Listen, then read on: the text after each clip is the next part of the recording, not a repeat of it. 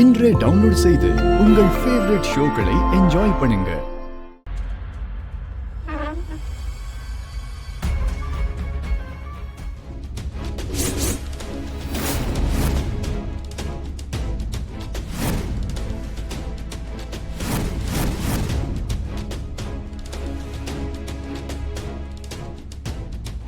என்ன ரித்திகா, ஏன் எழுந்துட்ட? நான் தான் இந்த வீட்டுக்கு முறையா வந்த மருமக. என்னால இவளுக்கு சரிசமமால உட்காந்து சாப்பிட முடியாது. நானும் எவ்வளவுதான் பொறுத்துக்கிறது, எல்லாம் ஒரு அளவுக்கு தான். ஏண்டி, அந்த வீட்டுல இருக்கும் போதுதான் உன் முகத்துல முழிச்சுக்கிட்டே வேற வழி இல்லாம தொல்லை அனுபவிச்சேன். இங்கேயும் என்ன டார்ச்சர் பண்றதுக்குனே வந்திருக்கியா? உனக்கு நான் அப்படி என்னடி பாவம் பண்ண? எதுக்கு இப்படி என் கூடவே ஒட்டிக்கிட்டு வந்து என்ன நச்சரிக்கிற? ரித்திகா, வார்த்தையை கொஞ்சம் பார்த்து பேசு. அவங்கள இங்க தங்க வச்சிருக்கிறது நான் தான். என்னதான் இருந்தாலும் அயலி உன்னோட அக்கா. அவளை இப்படி மரியாதை இல்லாமல்லாம் பேசாத. அக்காவா? நான் தான் சொன்னனே, இது நாள் வரைக்கும் இவள நான் அக்காவா பார்த்ததே கிடையாது, மதிச்சதும் கிடையாது. இதுக்கப்புறம் மதிக்கவும் போறதில்ல. உங்க வீட்ல நீ எப்படி வேணாலும் இருந்திருக்கலாம், ஆனா இந்த வீட்ல நீ உன்னை விட பெரியவங்களுக்கு மரியாதை கொடுத்துதான் ஆகணும். அப்படியெல்லாம் என்னால கொடுக்க முடியாது.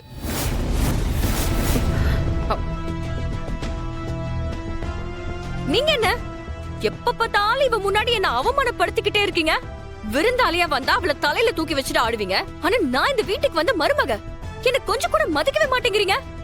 மரியாதையும் மதிப்பும் நாம நடந்துக்கிறத பார்த்து தானா வர வேண்டியது. ஓஹோ, முறையா தாலி கட்டிட்டு வந்த எனக்கு மரியாதை இருக்காது, ஆனா திருட்டுத்தனமா கல்யாணம் பண்ணிட்டு வந்த இவளுக்கு மரியாதை கொடுப்பீங்க, அப்படிதானே? எனக்கு அப்படி இருக்கணும்னு எந்த அவசியமும் இல்ல. எது சரியோ எது நியாயமோ அது பக்கம் நிக்கிறது தான் எனக்கு பிடிக்கும். ஓ அப்படியா? அப்போ முடிவா நான் ஒன்னு சொல்றேன். ஒண்ணு இந்த வீட்ல இவ இருக்கணும், இல்ல நான் இருக்கணும்.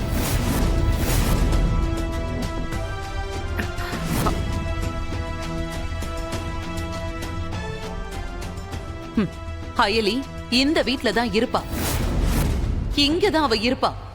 இது என்னோட முடிவு.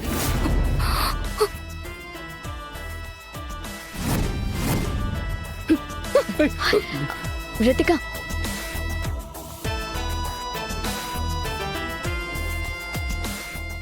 ஏந்திரா, என்ன இருந்தாலும் ரித்திகா நம்ம வீட்டு பொண்ணு. இவளுக்கும் அவளுக்கும் தான் ஆகாதுன்னு தெரியும்ல.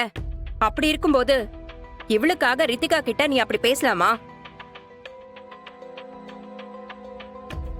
இத பாருந்திரா, நீ இவங்களுக்கு ஹெல்ப் பண்றேன்னு சொல்றதுல ஒன்னும் தப்பு கிடையாது.